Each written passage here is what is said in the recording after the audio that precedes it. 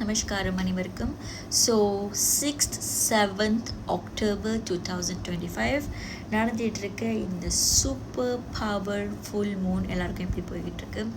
நான் ஏற்கனவே சொன்ன மாதிரி தான் 2025 it's a number of 9 which represent ending. It can be ending cycle of your lifestyle, your habits, ஏதாச்சும் உங்களுக்கு நடக்கிற karmic pattern, relationship, career, touch anything, or else for some it can be a new beginning. ஒரு example யோசிச்சு பாருங்க. You are hoping for a better career with a very good salary. வேலை இருக்கிறவங்க வேலை தேடுவாங்க அந்த வேலையை செஞ்சுக்கிட்டே. ஆனால் இருக்கிற வேலையை அப்ரிஷியேட் பண்ணாட்டி உங்கள் மேனிஃபெஸ்டேஷன் நடக்காது. செகண்ட் திங், எஃபர்ட்ஸும் கொஞ்சம் குறைவாக இருக்குது. ஏன்னா இங்கே தான் வேலை ஒன்று இருக்குது. ஆனால் ஒரு வேலையை இல்லாத ஒரு சுச்சுவேஷனில் ஆகிட்டாங்கன்னா டோன்ட் கெட் ஷாக். நான் எதை சொல்கிறேன்னா உங்களுக்கு நடக்கணும்னு சொல்லி நான் சொல்ல, பட் என்னடா வேலையை ஆசைப்பட்ட வேலையும் கிடைக்க மாட்டேது, இருந்த வேலையை போச்சுன்னா it's a plan of universe. Because இந்த மாதிரி சுச்சுவேஷனில், சோதனை சுச்சுவேஷனில் கூட நீங்கள் கிராட்டிடியூட் ஆர்ட்டோடு இருந்தீங்க அப்படின்ட்டுனா டெஃபினட்டாக நீங்கள் ஆசைப்பட்ட மாதிரியான வேலை உங்களுக்கு கிடைக்கும். Universe always will take something from you to replace it with something even better. Second thing, when you're trying to, for example, manifest a weight loss, okay, weight loss நீங்கள் பார்க்குறீங்க, சொல்கிற வார்த்தைகள், நான் ஏன் என்னோட சின்ன ஒரு சிம்பிள் டெக்னிக்ஸ் கூட நான் ரொம்ப பர்டிகுலராக இருப்பேன் அப்படின்ட்டுனா, பிகாஸ் ஈவன் நான் த டைனி சேஞ்சஸ் கொடுக்கும். டைனி செய்கிற விஷயங்கள் இது ஒரு பெரிய சேஞ்சஸ் கொடுக்கும். நாட் சின்ன சேஞ்சஸ், சாரி, பெரிய சேஞ்சஸ் கொடுக்கும் அந்த சின்னதாக செய்கிற ஒரு மிஸ்டேக்ஸ் கூட. ஸோ லெட்ஸே ஒருத்தவங்க எக்ஸாம்பிள் 2, ஒருத்தவங்க வெயிட் லாஸ் பண்ணணும்னு நினைக்கிறாங்க, ஈஸியாக பண்ணணும், இன்ஸ்டன்டாக பண்ணணும், ப்ராடக்ட் வாங்கி கொடுக்குறாங்க, அது இது வாங்கி குடிக்கிறாங்களாம் பண்ணுறாங்க. தச்சுட் வாட் இஃப் தச்சுட அவங்களுக்கு ஹெல்த்தில் பாதிப்பு அட்மிட் பண்ணி பெட் ரெஸ்ட் அந்த மாதிரி இருந்து இழைச்சாங்கன்னா, எஸ் மேனிஃபெஸ்டேஷன் படி அவங்க அடைஞ்சிட்டாங்க, உங்களை இழைச்சிட்டாங்க. ஆனால் அங்கே மற்ற விதமான ஒரு சீக்கோ சஃபரிங்கோ இருந்துச்சுன்னா will they accept? No, right? So there's always a way for us to understand what we really want. இதை எப்பயுமே சொல்லுவேன். And also to ask universe for it. So வேலை, and then for health, and for example இப்போ நீங்கள் கல்யாணம் பண்ணி வேறு ஒரு ஊருக்கு நாடுக்கு போயிட்டீங்க and you want to come back to your hometown so badly so that you can connect with your family நினச்சிக்கோங்களேன். டச் அதுவுமே கேட்குறவே இருக்குது. பிகாஸ் நீங்கள் ஜஸ்ட் ஃபோக்கஸ், நான் எங்கள் அம்மா கூட இருக்கணும், சிப்ளிங்ஸ் கூட இருக்கணும், நான் வந்துடணும்னு நினச்சிங்கன்னா அங்கே ஹஸ்பண்ட் கூட டச் பிரச்சனை ஏற்பட்டு வர மாதிரி நிலைமையாக இருக்குது, டிவோர்ஸ் ஆகி வர மாதிரி இருக்குது. இந்த மாதிரினாவும் பிரச்சனை தானே. ஸோ யா, ஈஸி கிடையாது மேனிஃபெஸ்டேஷன்.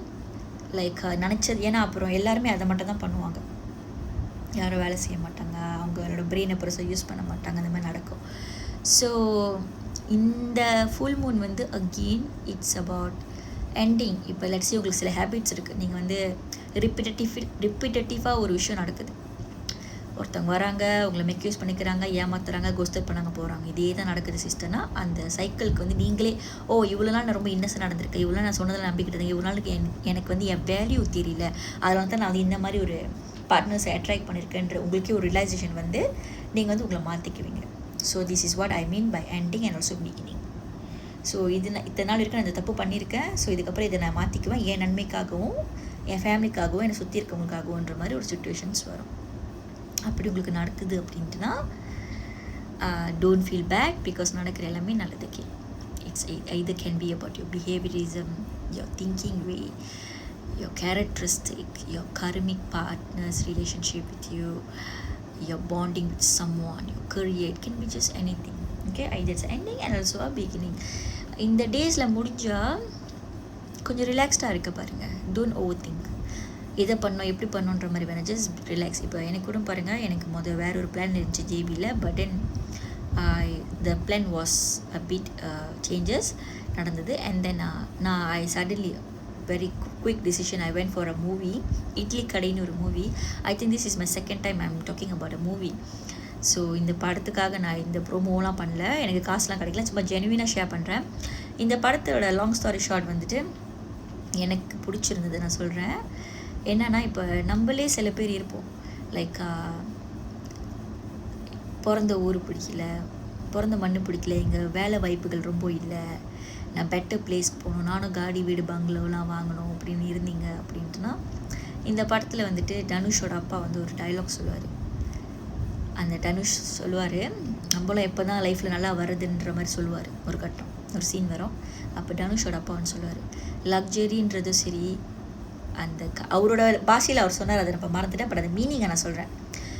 லக்ஸரின்றதும் சரி, பீஸ்ன்றதும் சரி, சக்ஸஸ்ஃபுல் லைஃப்ன்றதும் சரி, நம்ம நீர் நிற்கிறது, நம்ம ஏற்றுக்கிறது. வீட்டு திண்ணையில் தூங்குறது கூட நிம்மதின்னு நீங்கள் ஃபீல் பண்ணால் அதான் நிம்மதி. சாதாரண கிராமத்தில் சந்தோஷமாக இருக்கிற பேசி பழகிட்டு ஒரு லைஃப் வாழ்கிறது நீங்கள் நிம்மதின்னு ஃபீல் பண்ணால் அது நிம்மதி. நம்மளே தான் நம்மளோட சஃபரிங்க்கான மெயின் காஸ். மற்றவங்க சொந்தக்காரவங்க அவங்க மட்டும் நம்ம செல்ஃப் ஒத்து புரிய வைக்கணும். ஸோ அவங்களோட நான் பெட்டராக பணக்காரன் ஆகணும், லீகலோ இல்லீகலோ இவங்கக்கிட்ட நான் இதை ப்ரூஃப் பண்ணணும், அது இது இந்த மாதிரி விஷயம். ஆக்சுவலி இந்த படம் எனக்கு மைண்ட்கே ரொம்ப காம் ஆச்சு. I am really thanking universe for this moment. Because இந்த படத்தில் நான் என்ன கற்றுக்கிட்டேன்னா, எல்லா மாதிரி சுச்சுவேஷன்லையுமே பொறுமையாக இருந்தால் நிறைய பிரச்சனையை சால்வ் பண்ணலான்னு கற்றுக்கிட்டேன். இப்போ சில பேர் ஹாட் டெம்பர் இருக்காங்களே, அவசரப்பட்டு வார்த்தையை விட்டுருவாங்க, கெட்ட வார்த்தை பேசுவாங்க, ரியாக்ட் பண்ணிடுவாங்க. ஸோ இந்த மாதிரி ஆளுகள்லாம் சைக்காலஜிக்கலி படி ட்ரிகர் பண்ணுறது ரொம்ப ஈஸி. பட் நம்ம ஏன் மற்றவங்களும் ட்ரிகர் பண்ணி அந்த கருமாவை நம்ம செய்ப்பானே. இந்த படத்தில் வந்து தனுஷ் ரொம்ப பொறுமையாக இருப்பார். எனக்கு ரொம்ப பிடிச்சிருந்தது. நிறைய இமோஷ்னல் சிச்சுவேஷன்ஸில் கூட அவங்க அப்பா சொல்லி கொடுத்த மாதிரி அஹிம்சா யோகாவில் இருக்கிறவங்களுக்குலாம் ரொம்ப பேருக்கு தெரியும். லைக் பொறுமையாக இருப்பவர் பூமியை ஆளுவார்னு சொல்லுவாங்க எங்கள் அம்மாலாம். But I really realise with this மூவிலா, அது மூவிக்காக மட்டும் இல்லை, ரியாலிட்டியில் நம்ம ப்ராக்டிஸ் பண்ணாமல் ஈவன் தோ நம்ம மேலே ஆள் தப்பான பழி போடுறாங்க, சிச்சுவேஷனில் அவங்க வின் பண்ணிட்டாங்க. உங்களை ஒரு ஆள்கிட்ட தப்பாக போர்ட்ரேட் பண்ணிட்டாங்கன்னா, அவங்க ஒரு 3 பேர்கிட்ட அப்படி பண்ணாங்கன்னா, அந்த கர்மாவுக்கு யூனிவர்ஸ் அவங்களுக்கு எதுவுமே கொடுக்காதுன்னு மட்டும் நீங்கள் நினைக்காதீங்க. there is always a reaction for every action. So அதுக்காக நீங்கள் போய் சண்டை போடணும், உங்கள் நிம்மதியை கொடுக்கணும், உங்களை எப்போ பதுக்கிச்சிக்கணும்னு ஒன்றும் இல்லை. உண்மையாக யாருக்காச்சும் இதை பிரச்சனைனா யாராவது பேசுவாங்க. மரியாதையாக பேசுகிறவங்ககிட்ட நம்ம மரியாதையாக ரெஸ்பாண்ட் பண்ணலாம். ஓகே, இது ஒன் ஆஃப் த எக்ஸாம்பிள்ஸ்.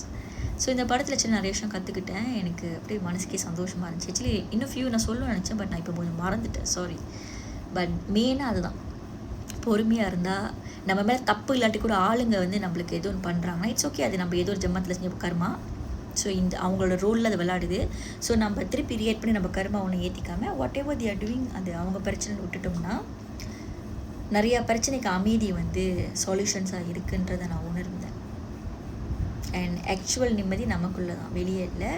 நம்மளா ஒரு கோல்ஸ் எடுத்துக்கிறோம். ஓகே, நான் இந்த படிப்பை படித்தா தான் கௌரவம், நான் இந்த மாதிரி வீட்டில் இருந்தால் தான் கௌரவம், நான் இந்த மாதிரி லக்ஸரியாக பிராண்டடாக போட்டால் தான் சந்தோஷம், இது தான் லைஃப் கோல்டு மற்றவங்கள பார்த்து இல்லை யாரோ சொன்னதை பார்த்து இன்ஃப்ளூயன்ஸ் ஆகி நம்ம பண்ணும்போது வேறு யாரும் இல்லை, நம்மளோட நிம்மதி தான் கட்டுக்குட்டிச்சு வர போகுது.